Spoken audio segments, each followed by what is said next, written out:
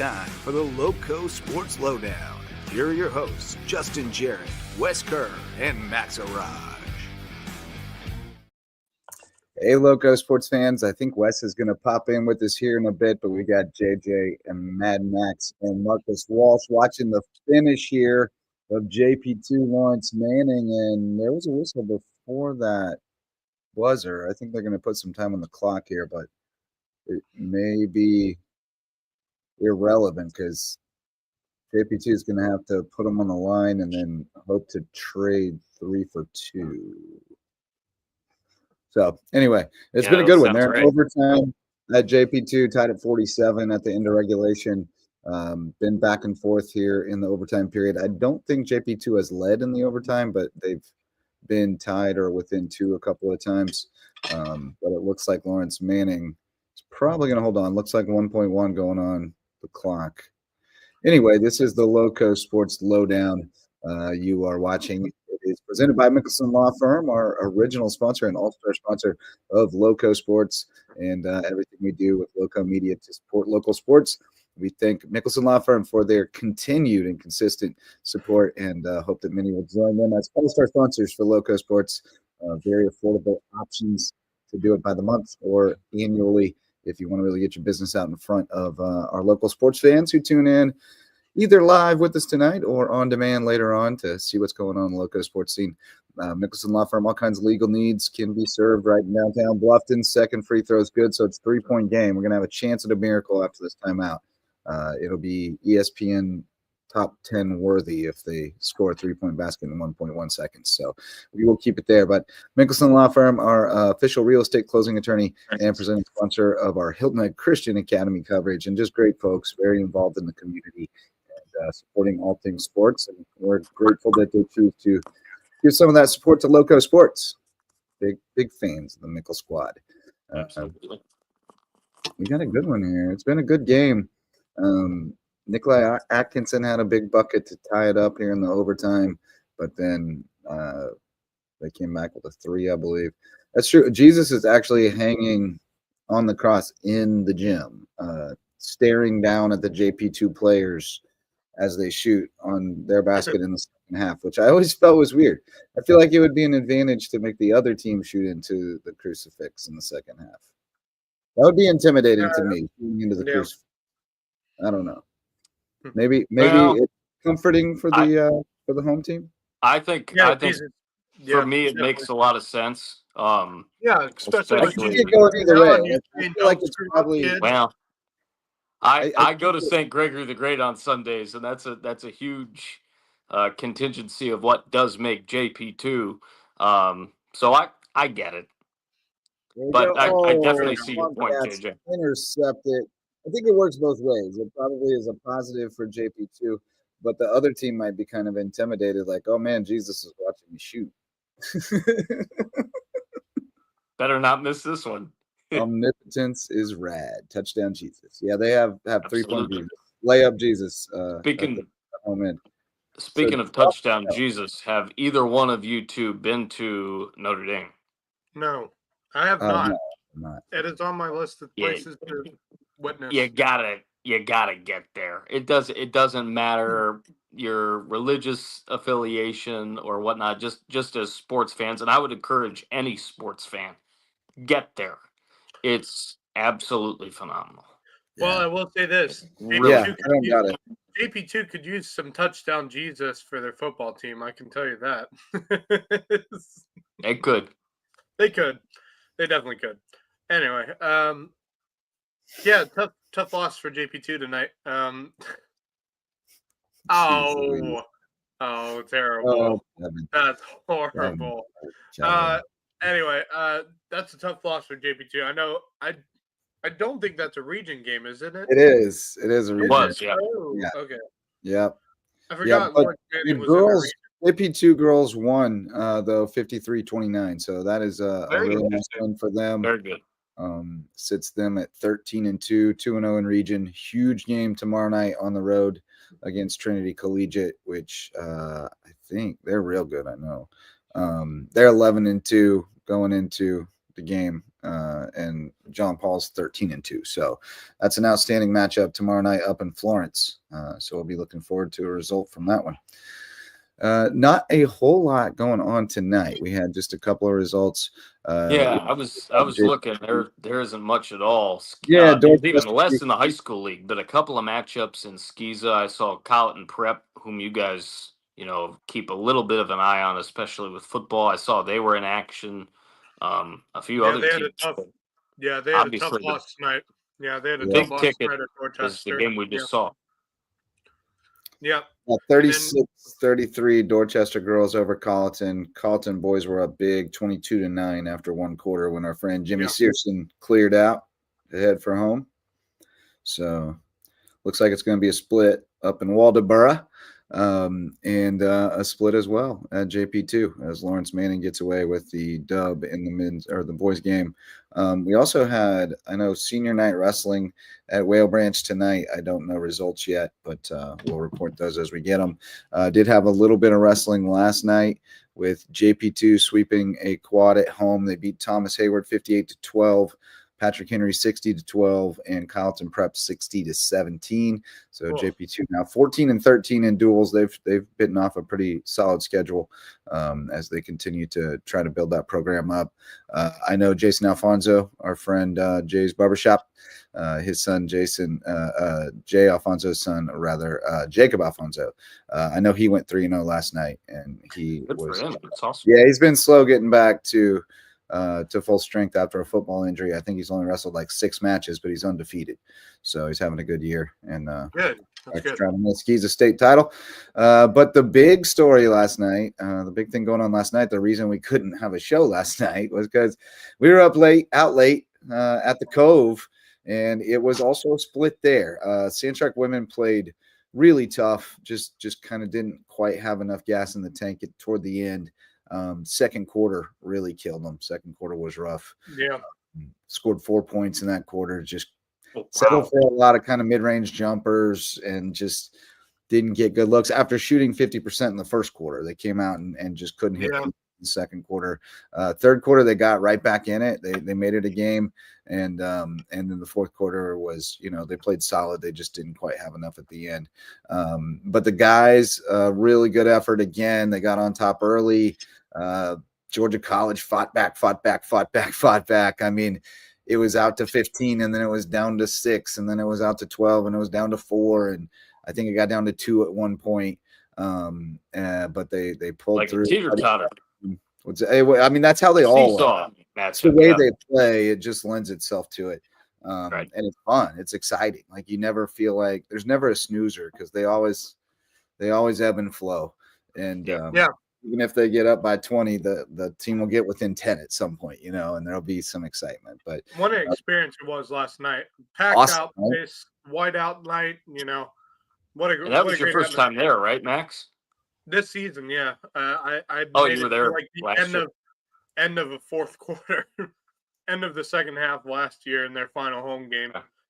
Before we had of course, the Skiza 3A girls state championship game between JP2 and Hilton Head Christian. Almost a year ago to date. Right. So this was my first almost full game. I got there right as the second half was starting. So I missed the first half, but what a great second half it was. Some great plays for USCB. Huge alley-oop towards the end of the game. Really fun to see that. Place was going nuts. It was a great night in the Cove, and I expect to see a lot more of it. The way I'm seeing USCB playing, they're going to be a real problem in this conference this season, and they have a big one on Saturday against the number 1 team in their conference right now, and that's North Georgia. So I'm excited to see how that game goes for them. Real first big competition, within their conference this season. So I'm excited to see how they do on Saturday. Got actually the full game in the front court. The full game footage here. Looking for green. That's we had issues with the stream last night, didn't we? Yeah, it went out for a little while, but then they got it back for the second half. That was what brought you out, though. So yeah, dude.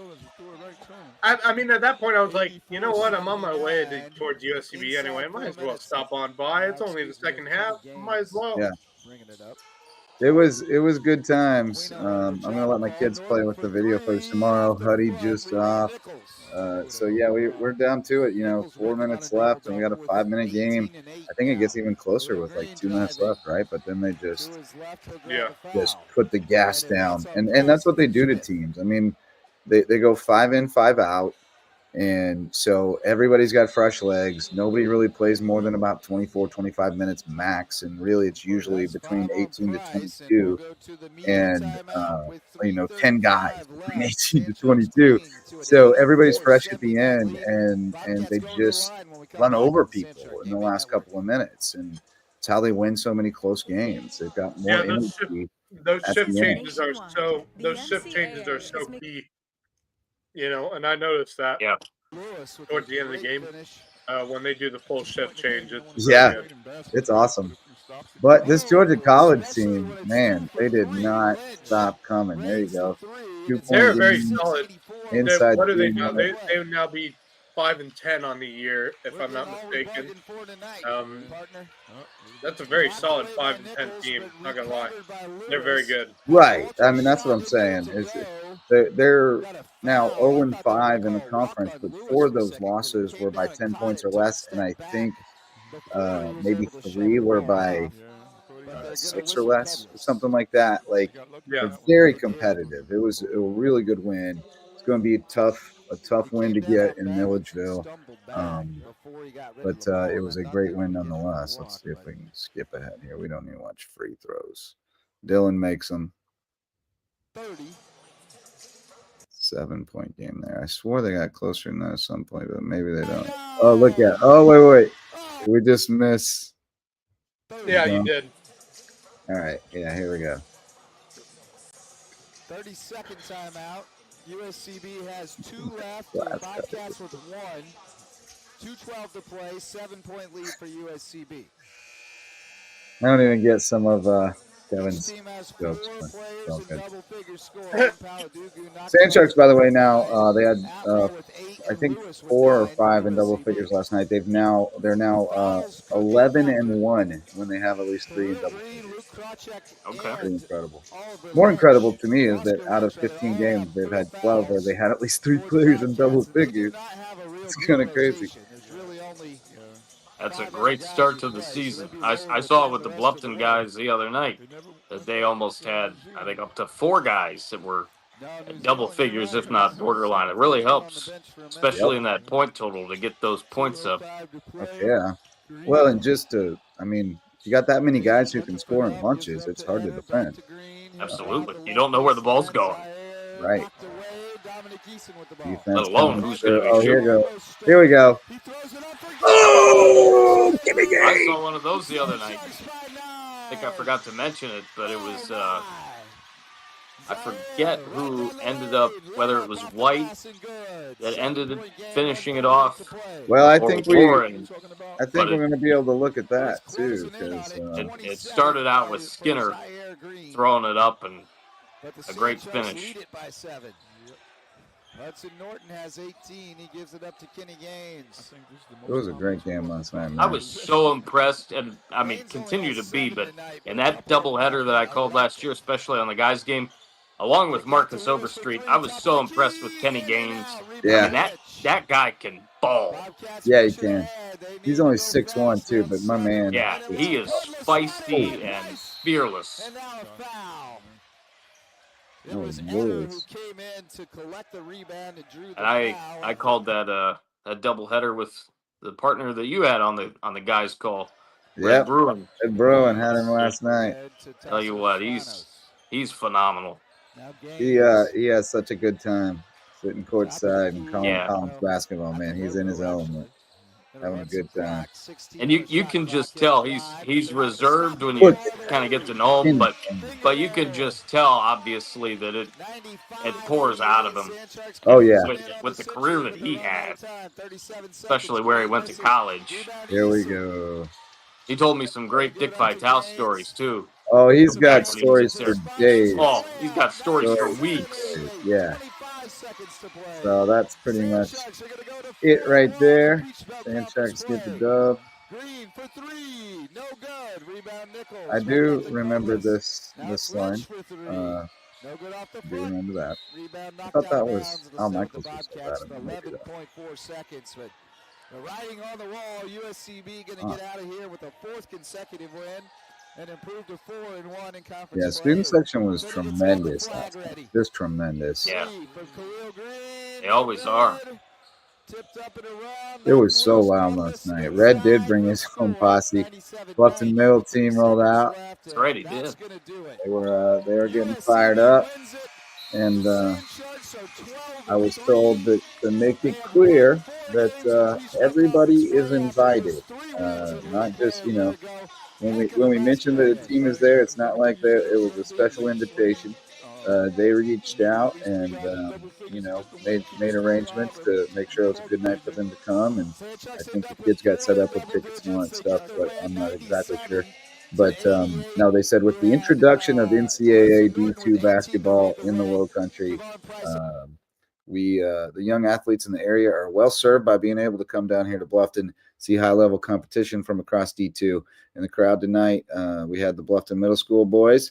They encourage folks, other area coaches, youth coaches, to come out with their teams, watch the Sand Sharks, and let the student athletes be part of something and see something bigger that that the USCB team is a part of. See what college athletics looks like as an option to continue their playing careers. So shout out to USCB for such an accommodating environment and just bringing college basketball to the Low Country. It's amazing.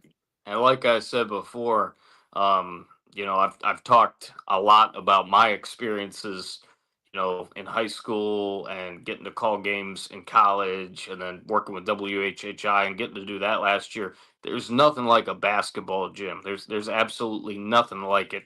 And especially on the college environment. Last year doing that doubleheader was the first time that I had called college basketball since I was in college, since I had graduated in 2012. And it was just such a great opportunity and so awesome. I'll have to try to get back out there for a doubleheader on a Saturday, if I've got some time. Absolutely, it's a good time, and they'll be at home on Saturday against North Georgia, number 22. The men are they're really rolling right now. Ask Fudala if he could join us tonight. He said he'd probably be asleep by 9:30 because keeping a bunch of 18 to 24-year-old men focused is all he can handle during the day. We lost Max. He's got some gremlin issues. Yeah, he's got the gremlins. So, the gremlins, they come out in the cold, I guess. Right. It's frigid out there. It's going to get colder. Next week, it looks like we may even potentially get a little bit of snow. So that could be crazy. I have to bring the sweater vest out for my WHHI debut next week. Funny you mentioned the Battery Creek games plus the band. Also my fave, or Whale Branch when they bring out the band. Anywhere where they bring out the band is just unbelievable. We have pitched and we just haven't been able to find the right date. But we've pitched since, the Wednesday night games, it's a little harder to pack the house. They packed it pretty good for Whiteout Wednesday last night, but a little harder to pack the house on the Wednesday nights during the winter. So we pitched and they liked the idea, but we got to match up dates for Canes Come to the Cove night. And we told them we'll load up a couple activity buses with Hardyville High School students, including our band, and we'll bring them over to the Cove and make sure that the house is full for the women's game, get the band going, and bring a little Ville to the Cove. So we'll see if we can't work that out. They are technically like sort of half in Beaufort County, half in Jasper County, and that would be the Ville. So we feel like they're our home team. We'd love to go support them. So we're working on that. But there was also last night an outstanding element to the the proceedings. Let me get the video pulled up here and over to my computer. But we had a mattress race during halftime or in between games. I'm not sure if I remember which. But the mattress race was tremendous. I don't know if you caught this, Marcus. Were you just from your video? Okay, so you didn't get to see it on the broadcast. Did not see it on the broadcast. I wasn't sure if they showed it on the broadcast or not, or whether you saw it. But the mattress race, pretty great promotion here. We learned afterwards that there were actually pretty high stakes. The winning team gets first-round draft picks in next year's housing draft. So that means they get to pick their rooms first, which is kind of huge. Like if you've been to college, that's a big deal. That's a huge deal. Yeah. So especially in these days, like the cell phone service, like they all know which room has the best cell phone service or which hall, and they're going for that. But then, I mean, it's a great mattress race in general, but here comes the highlight. Unfortunately for one of our participants, here she goes. Oh, no mattress to that in. I had the same thought. But tad bit early there. She seems to be fine, and especially because her team did win, so she does get first pick in the housing draft next year. And she was a contributor. She was sliding that mattress now. She just made one dive without the mattress. Yeah. I was pretty happy. Folks dig scars, and what's the other part of the quote? Obviously, I'm paraphrasing. There it is. Legends are forever, I think. That's right. For Finnegan placements. Finnegan. Yeah. So that was pretty cool. I enjoyed the mattress races. Good job by Student Life and Housing and all the people who contribute to coming up with those fun ideas, because it's not easy to come up with stuff that college kids won't find corny, you know? I might have to take a look at the February schedule. My nephew, I think you're aware of this, but my nephew is named Finnegan. I might have to get Finnegan to meet Finnegan. Oh, for sure. When brother comes down. Every Finnegan must meet Finnegan. Finnegan is pretty cool. Yeah. And shout out to Dining Services as well for providing the staff meal last night. We had some delicious teriyaki grilled chicken with with rice and egg rolls and fortune cookies and the whole 9 yards. It was tremendous. So yep, always a good time out at the Cove. Let's shout out some sponsors. We've got the MVP sponsors of LowcoSports. Base Hit Life, our apparel partner with great baseball and softball themed apparel, t-shirts, hats, and incredible hoodies. You got to get a nice warm hoodie this time of year. Got to layer up out there and live your best base hit life at basehitlife.com. Homegrown Home Inspections, official home inspector, and the best in the Loco. They are out there checking on homes, making sure they're good to go. And if you're building a new home, they'll check on it every step of the way with their phased inspection and make sure it's built right with Homegrown Home Inspections. Hospice Care of the Low Country, now part of Mirasol Health, many-pronged organization providing compassionate care for life's most challenging moments. And USCB Center for Low Country Hospitality Education, one of our great partners, providing all kinds of great programming that lets you know about the Loco and what's happening and why people love it so much and why people keep coming here. They train up all of our hospitality workers in the area. So if you've ever wondered, like, Marcus, you know, I've wondered these kinds of things. Like, you decide to become like work at a hotel, and when you go to a hotel, you don't know what to do or about the area, you go to somebody who works at the hotel. Somebody there at the front desk. We got all these people who come here from all over the world to work at these resorts, literally all over the world. How the heck are they supposed to be able to answer all these questions? The answer is it lies within the USCB Center for Low Country Hospitality Education. They have their Island Ambassador program, and the hospitality workers can take that course and learn all the highlights, the big points, and they get a bunch of resources that they can go and dig deeper and find out more about the area. So it's a really cool program. I figured people probably didn't quite understand exactly what that was, so a little explanation was in order. It's just you and me chilling on a slow Thursday night in January, so good time for it, right? And I tell you what, there are a lot of really great folks. I'm obviously biased to Hilton Head with the fact that I spent so much of my time as a South Carolinian on Folly Field. Great staff there and in other places, on island and off here in Bluffton, and there's probably some great hotel areas and whatnot in Beaufort and Hampton and the like as well. But those folks really don't get enough credit for what they do and enough praise for what they do, because they help make sure that everybody has a great a time as possible, whether on vacation or, moving into an environment like that, like my situation for a decade. So kudos to all the hospitality workers for sure. And I mean, that doesn't even cover the folks that work at the restaurants, tending bar and serving and whatnot. I mean, appreciate y'all. Yeah, man, no doubt about it. It's yeoman's work for sure. Yeah. I've done the restaurant thing, and Me too. Same.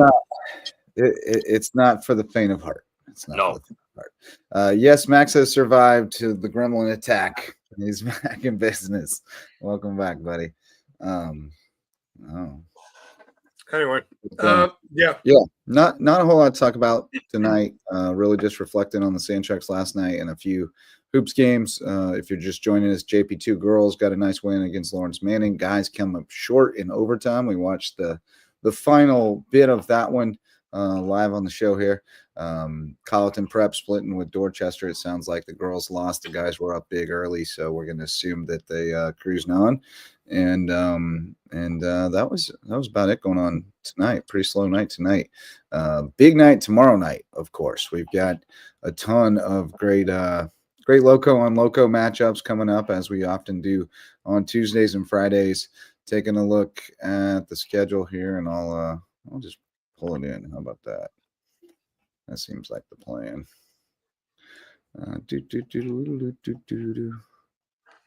Here we go. We got the schedule for tomorrow night. That's annoying how it's breaking. So we're going to fix that. And there you go. Bluffton at Bishop England, Hilton Head at Colleton County, and Beaufort at May River in Region 6-4A. Every matchup is good. I think Bishop England, that's first place versus last place game. So you'd think Bishop England should be able to cruise there. Hilton Head Colleton is one of those toss-up type games, middle of the pack, where May River beat Hilton Head, but Hilton Head beat Colleton. But I don't know what's it mean. So we'll see what happens there. And Colleton beat Bluffton close, so that'll help us figure some things out. Beaufort at May River is very interesting to me. Beaufort looks like the second best team, but we feel like 2 through 5, if not 6, are pretty. You're splitting hairs, kind of. So, with May River at home, I think that one can go either way, and I think it's pretty good. On the boys' side of those games, I don't know why we don't have Beaufort at May River on there, but it should be there. We'll add it now. I think Beaufort May River again is a first place versus last place game, but it doesn't feel like those teams are that far apart. And then Bluffton Bishop England is a very good matchup. Hilton Head Colleton is an excellent matchup. So they're all going to be fun tomorrow night in Region 6-4A, and we'll check out the standings after we get through the schedule here. In 3A, we got Hanahan at Battery Creek. Both those games should be pretty competitive, I think, although I think Hanahan's girls probably have the upper hand. I think the guys is pretty evenly matched. In the 2A region, you got Bridges Prep at Lake Marion, Whale Branch at Hampton, and Bamberg at Ridgeland, and Allendale at Hardyville in the 1A. Yeah, Bamberg at Ridgeland, and Allendale at Hardyville in the 1A. So we've got, a Lowco and Lowco in there with Whale Branch at Hampton. I think both of those games look pretty good to me. Good. Yeah. Yeah. Yep. I think they both should be pretty good. Girls' game's really intriguing. Hampton, I think, probably has the edge in that guy's game based on what we've seen so far, but I wouldn't say it's a given. Bridges at Lake Marion, that guy's game in particular could be pretty good. Ridgeland and Hardyville are both struggling right now, but those are both winnable games for the guys. Probably not for the girls, I don't think, but maybe the Hardyville girls because Allendale's down, but Hardyville girls are really young. And then looking at the Skeezers, you got JP2 at Trinity Collegiate, which is a very interesting matchup as well. I'm going to add that to the boys. Where's Trinity based out of? Florence. Florence, yeah. That's right. Okay. Those are both really good matchups. Cross at Thomas Hayward. Patrick Henry. Yeah, Cross Thomas Hayward. I think Cross girls and Thomas Hayward boys have pretty good edges there. Patrick Henry at Hilton Head Prep. I'd say Hilton Head Prep has the edge in both, but the girls' game could be pretty interesting. Lillian Lucas just went over 1,000 points for Patrick Henry, by the way. Congrats to her.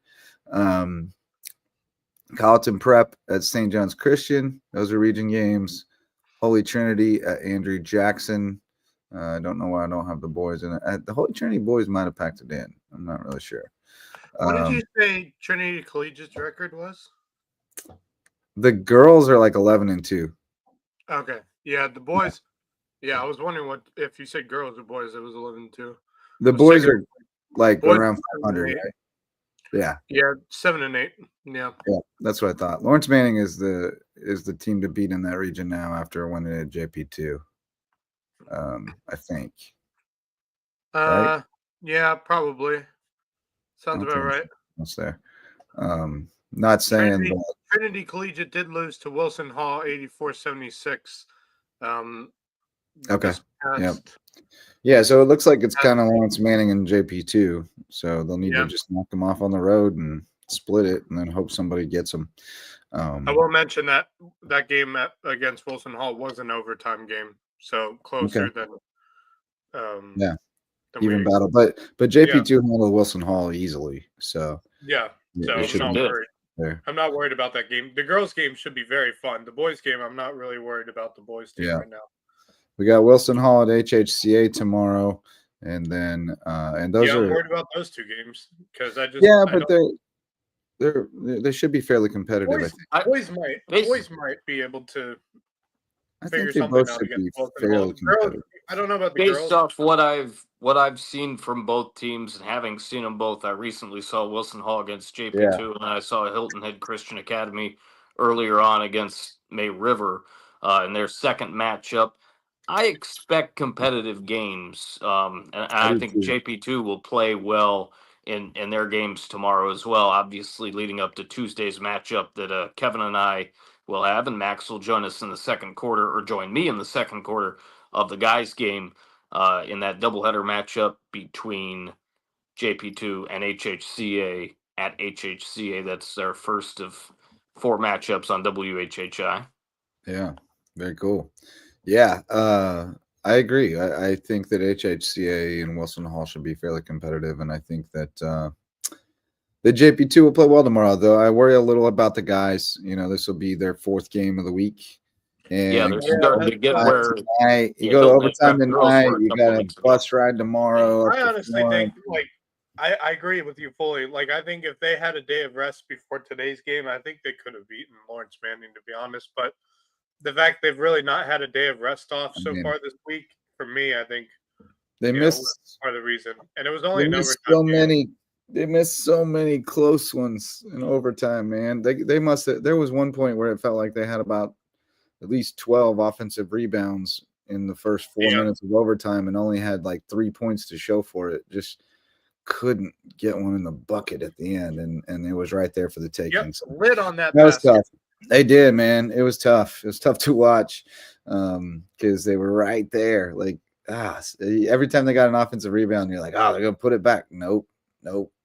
And sometimes they had 3 or 4 cracks at it and couldn't score. So that was tough.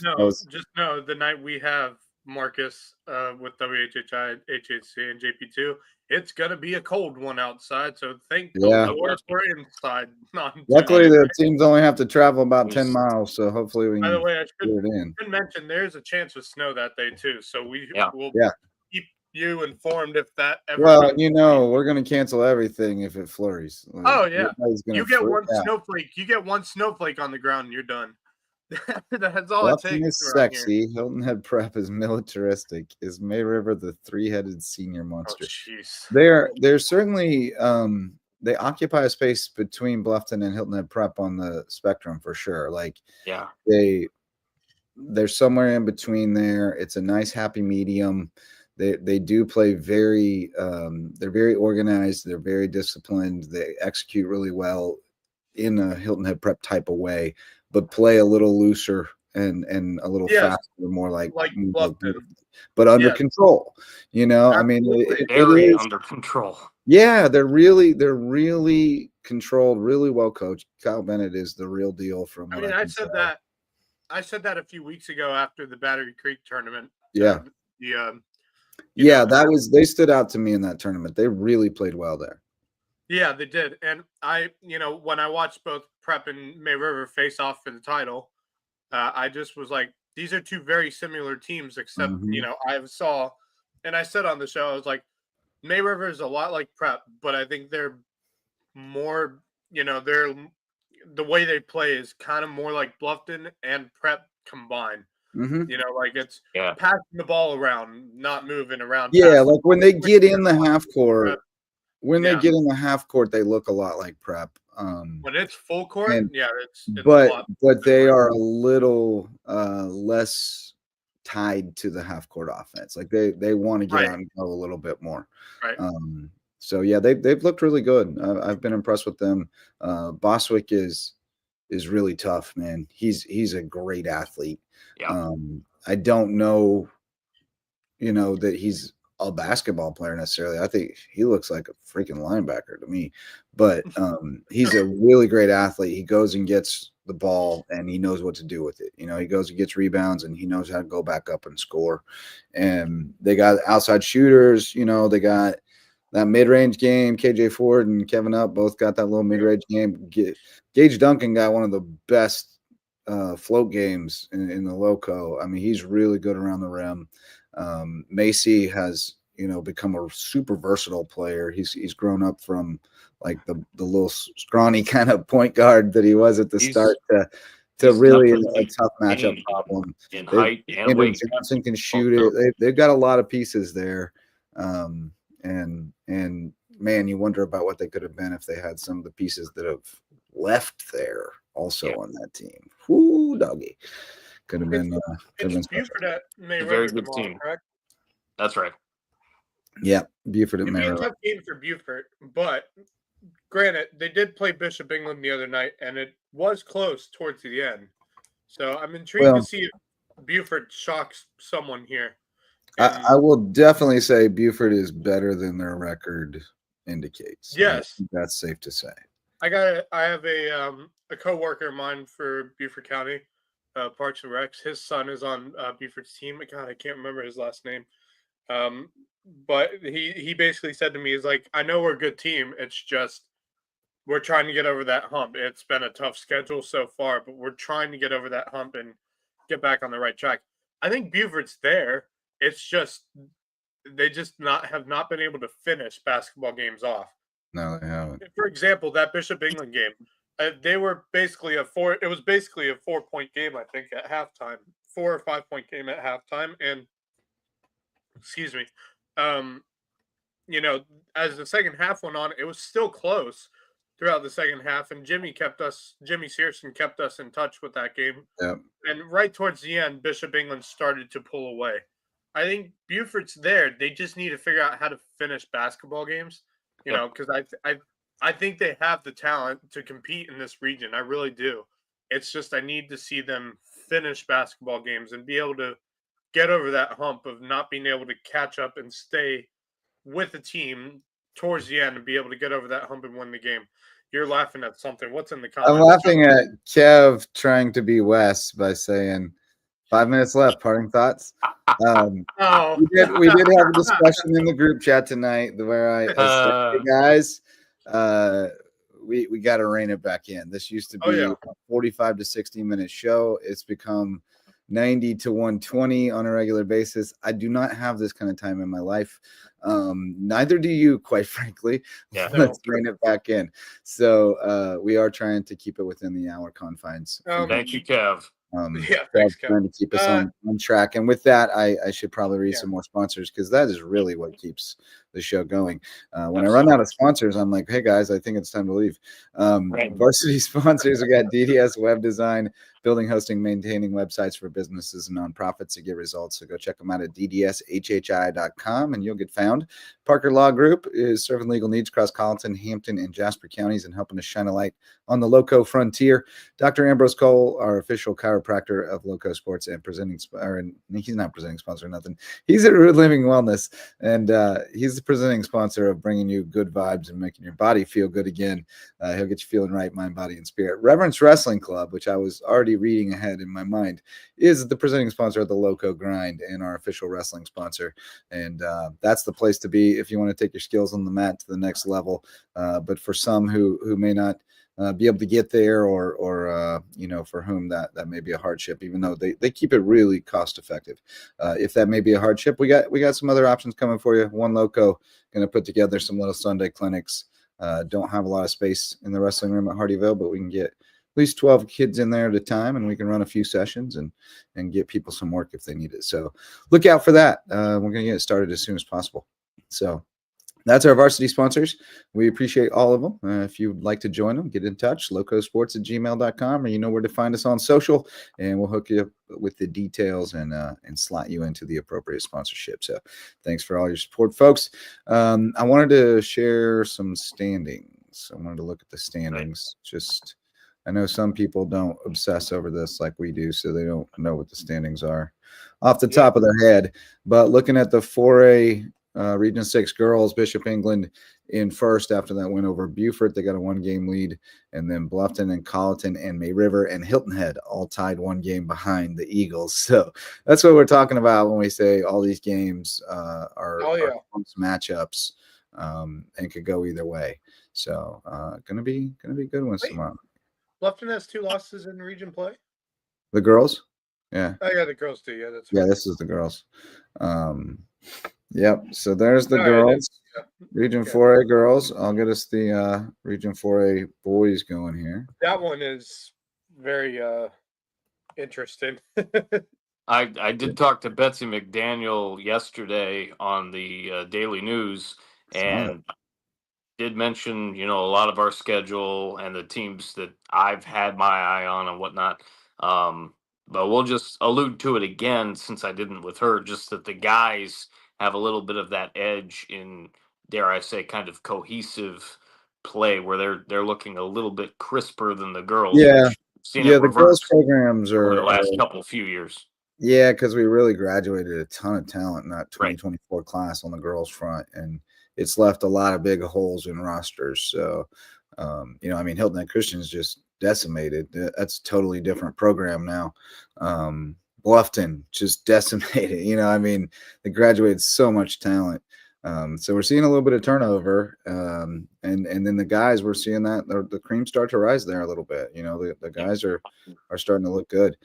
May River looking the best in the region so far, record wise. They squeaked out a couple of them, but they keep winning, and that is the name of the game in a competitive region. Bluffton and Bishop England a game back. Colleton and Hilton Head another game back, but of course Hilton Head with the win over Bluffton, and then Beaufort still looking for the first region win, 1-12 overall. But I'm telling you, they're a better team than that. So they're gonna get somebody one of these nights. That's just knowing who their coach is. It could be May River. Well, yeah, and knowing that Samari Barnes is going to have at least one night where he goes crazy. He just goes nuts. And May River would be a good game to do that. It's possible. They're playing really good defense, though. But if you want to talk some crazy standings, I have the Peach Belt Conference men's ranking standings right now for men's basketball, and I just had a look at this. It is crazy. Take a look at this. We have 5 teams at 4-1 right now. North Georgia took an L. Yes, North Georgia had a loss to Columbus State a couple days back. They beat Lander last night, but they are 4-1 right now. So we have a 5-way tie for first place, and USCB is one of those 5 teams. They are currently 4-1. So they are among the top in the Peach Belt Conference so far at the moment. And at least part of that tie is getting broken on Saturday because North Georgia is coming to the Cove. Yes, Sharks they are. homies. So big game. And by the way, USCB has the second best overall record in the Peach Belt right now. So that's really impressive to see from USCB. And so they'll have big games coming up against North Georgia, and eventually Columbus State is looking like the best team right now. Although I will say that North Georgia Columbus State game was only a 3-point game. So was it at? Where was it at? Let me take a look. Actually, that would be good to know. Was it at North Georgia? Hold on. If they won at North Georgia, that's a really good win. North Georgia, I think, is ranked 22nd and is the only top 25 team.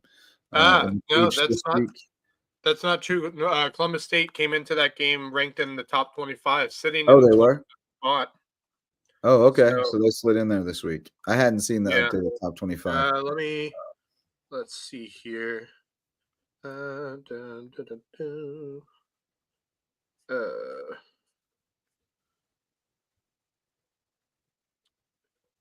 by the way, that game against Lander was a buzzer beater for North Georgia to win that game. Let's see. Yeah, I mean, if you look at the scores in the league, it's so many of the games are decided by 5 or fewer points. It's crazy competitive, and the difference between 4-1 and 0-5 is pretty. Oh my! They were at North Georgia with that win. Columbus State was at North Georgia, 65-62. So Columbus State is legit problem. Yeah, and that 13-2 record shows it. Yeah, Aiken's really good. I mean, everybody's tough. By the way, that USC Aiken USCB game is gonna be fun. Yeah, I'm excited for when that one comes around. My goodness. I mean, this one's Saturday. Saturday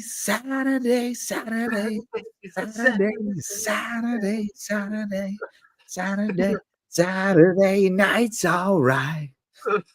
This one's going to be really good. It's going to be really good. Love me some Elton John. Are you kidding? There's no love for North Georgia among USCB and vice versa. Like I think USCB's already kind of gotten under people's skins in the league. Like can we just say not many people like USCB. Nobody likes North Georgia and Peach Belt. Nobody likes them because they always seem to be on top in most sports. Yeah, they got D1 facilities, bro. Oh yeah, crazy. Yeah, but we've talked about that before, especially during baseball season. We most certainly have nerd power. Did you see what our department-wide GPA at USCB was for athletes? 3.3 or something. Yeah, 3.4 or something like that. How crazy good is that? That's amazing. Kudos to you, Sand Sharks. No doubt. Nerdy Sand Sharks. Put some glasses on this. Let's have a bat signal. Well, Wes checked in. He said early night on the road for him tomorrow. He's not going to be able to join us tonight, but he'll be back with us tomorrow night, and we certainly. Sorry, guys. Batman won't be on with us tonight. You got to rest. But I did want to real quick. I want to quiz you guys. Who do you think is the highest ranked boys team in Region 6-4A when you look at the MaxPreps RPI? Oh, who do you think it is? I don't know if it's May River. I mean, it could be May River. I mean, it'd have to be close, I think. If it's not May River, for me, it's either Bluffton or Bishop England. Okay, well, you've now said 3 of the 6 teams in the league, and all 3 that it could plausibly be. That's like 3 teams that I'm thinking of. I'll go with the Sharks. I'm gonna go with Bluffton. I think it's Bluffton. I could be wrong, obviously, but Max wins. Max wins. It is Bluffton at number 7, slight edge over May River at number 8. And then you gotta go down here a little ways. Like a good ways before you get to Hilton Head at 25, Bishop England at 26, Colleton at 27, and then Beaufort at 30. England at 26. Wow. Yeah, I found that very interesting. Now, Hilton Head is penalized by both a poor winning percentage. Yeah, a poor winning percentage. They get a little bit back in the form of strength of schedule.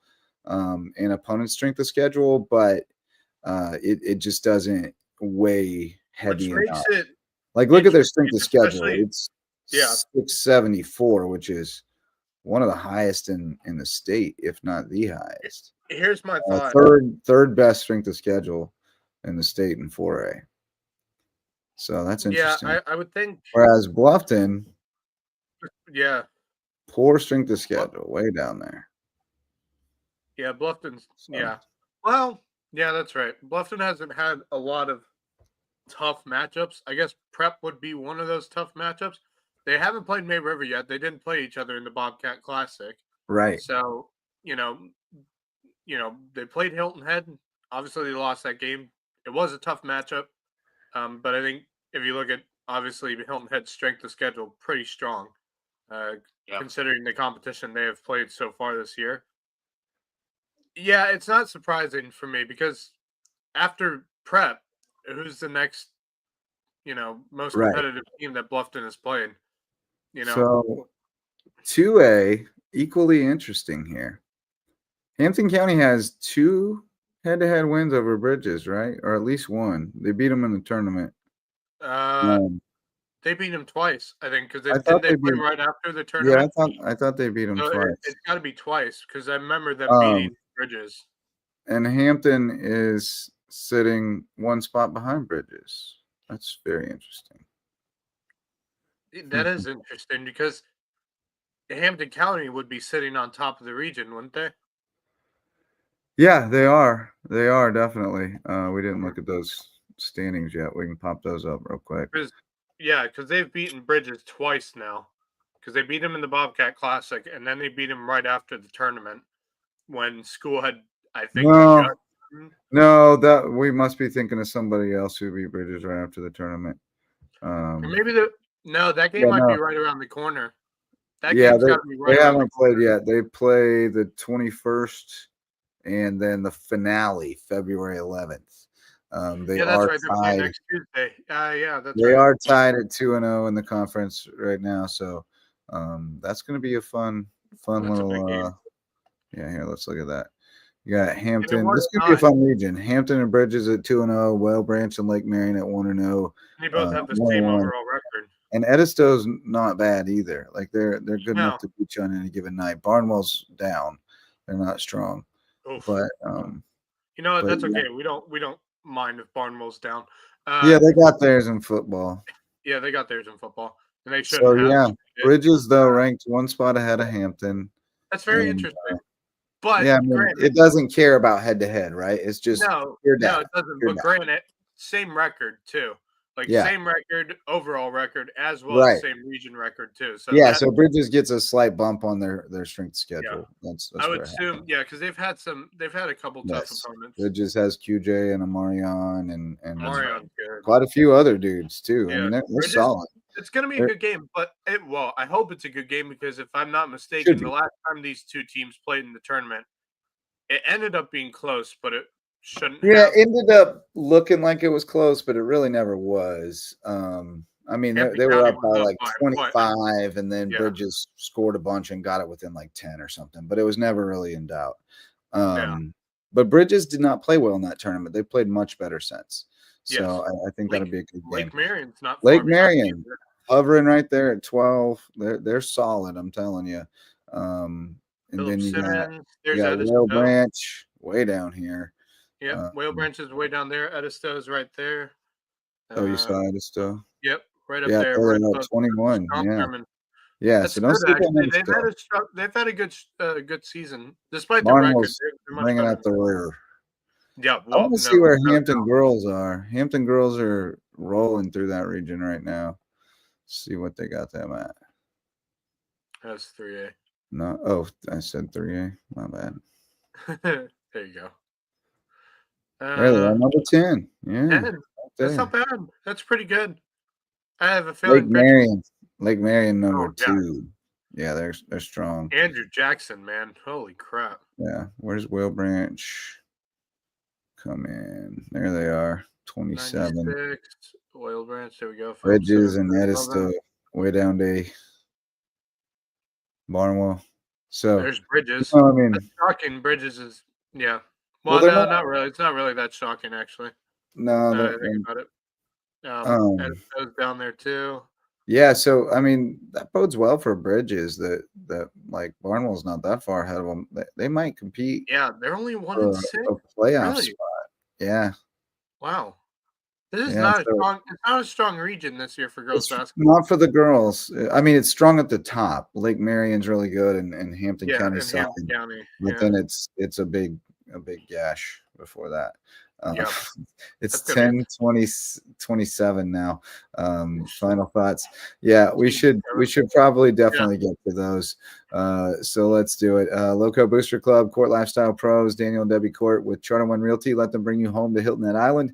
Eagle Creations, promotional items and custom apparel, plus much more. Check them out over on Argent Boulevard. Jay's Barbershop gave the boy Jake a shout out tonight. Go get your haircut over at Jay's Barbershop. You might bump into one time Tony O'Banner or some other Lowco legend. Barefoot Floor Care of the Low Country. Get your floors so clean your feet will thank you. Hurricane Sports Cafe, great place for food and beverage out in Hampton. And Hudson Seafood House on the Docks, presenting sponsor of Under the Bus and purveyor of wonderful local seafood, great cocktails, and beautiful sunsets the way we do them in the Lowco. So parting thoughts, fellas? If you don't mind, fellas, that I lead off, we're probably all thinking the same thing. But as the great fan of the Cleveland Indians / Guardians, and as many times as I've seen the movie Major League, rest in peace to Harry Doyle, a.k.a. Bob Uecker. Age 90, passed away either late last night or early this morning. I haven't seen any idea of how he passed, but at age 90, what a life well lived. Right. He did make his major league, or I believe he did play for a very brief time in the major leagues, but he definitely played He was in the minors. He was an Atlanta Brave. He was an Atlanta Brave at one point, a catcher for the Atlanta Braves. That's right, that he was a catcher among other teams. Right. But yeah, what a great guy. What tremendous personality. A legend in and of himself. You know, there's no one like this man. No one like Mr. Baseball. Mr. Bob Uecker. Facts. So for those of you who don't recognize, what his name is, there's the face to go with the name. If you've never watched Major League, please do. It is an absolute legend of a movie. I love that movie. And what an amazing voice, what an amazing man. It's really tough. I grew up, watching movies like Major League. He even had his own sitcom at one point, like Mr. Belvedere. Yeah, he's done everything, he did everything that, anyone could dream of doing, so like he's very special. Not only to the baseball community, but the entire world. I think he's just an iconic voice, and very tough to hear that this morning. One of my favorites. One of my absolute favorites. Here we go.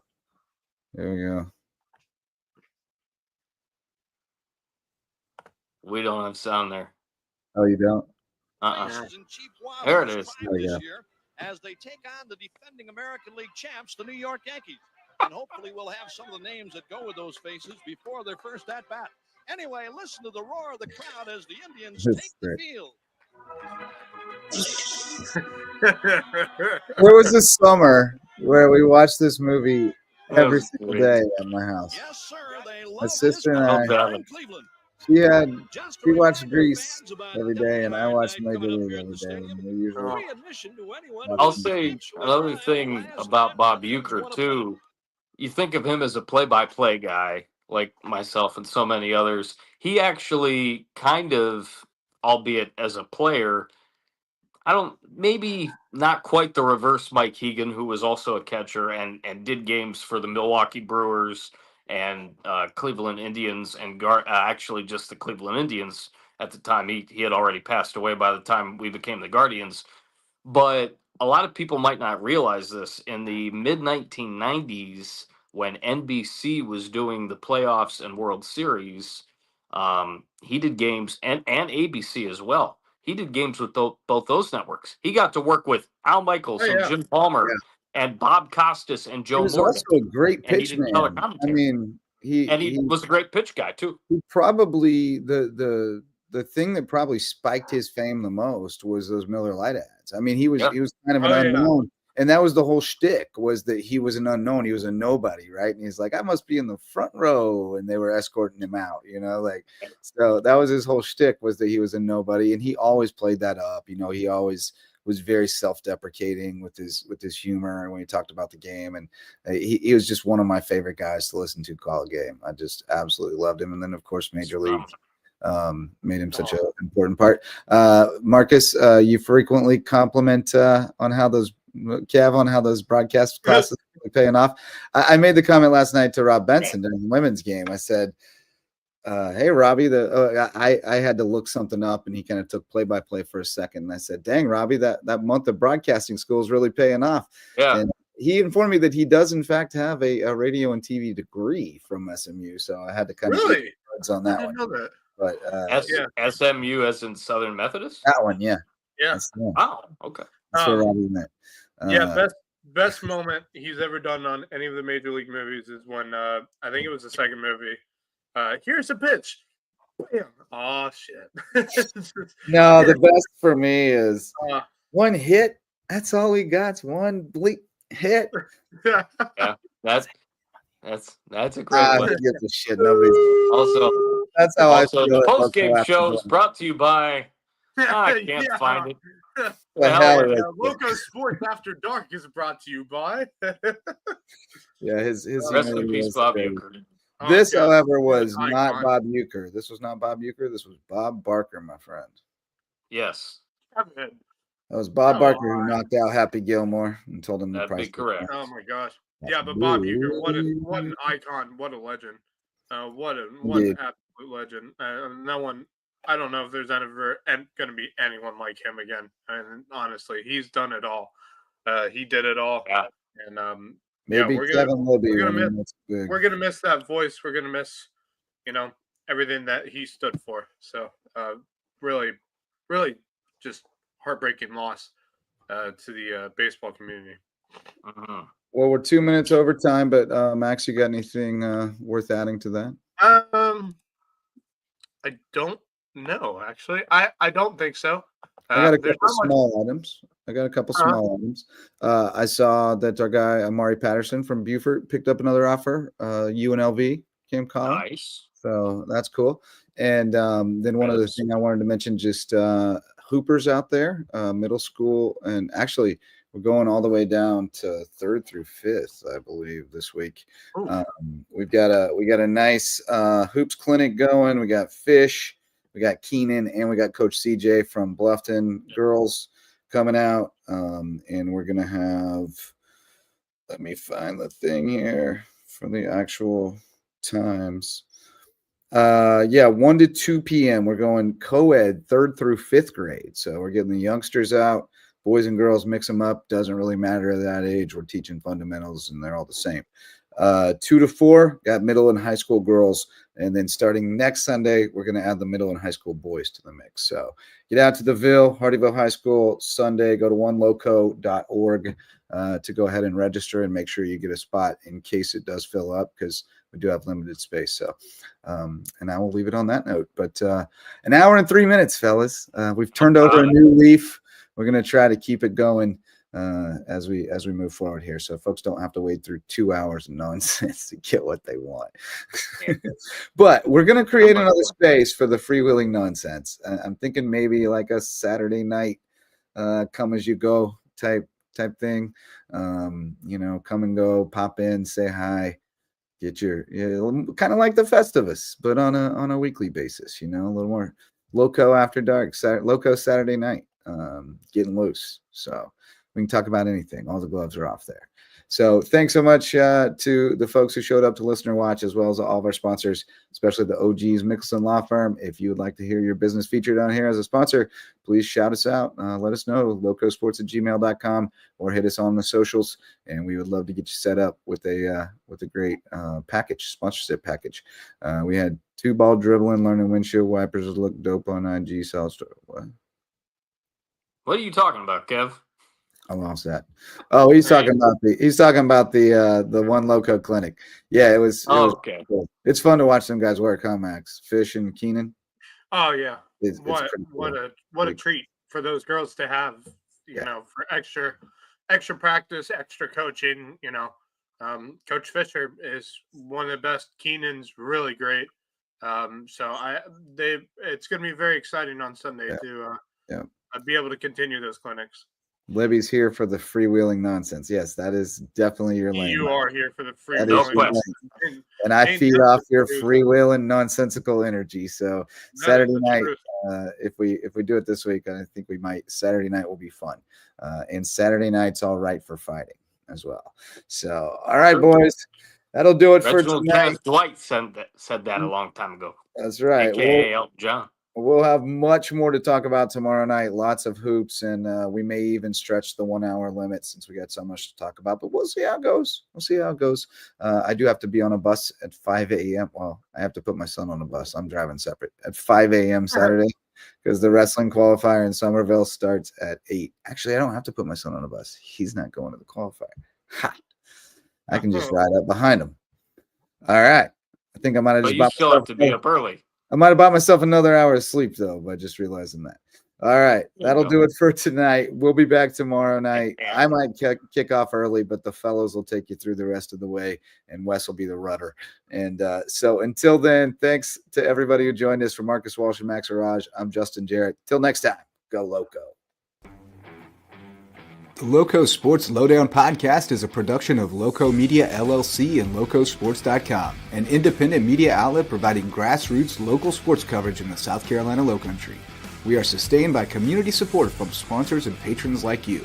Get in the game with a monthly pledge of $1 or more at patreon.com/LowcoSports to keep us going and growing. Go Loco!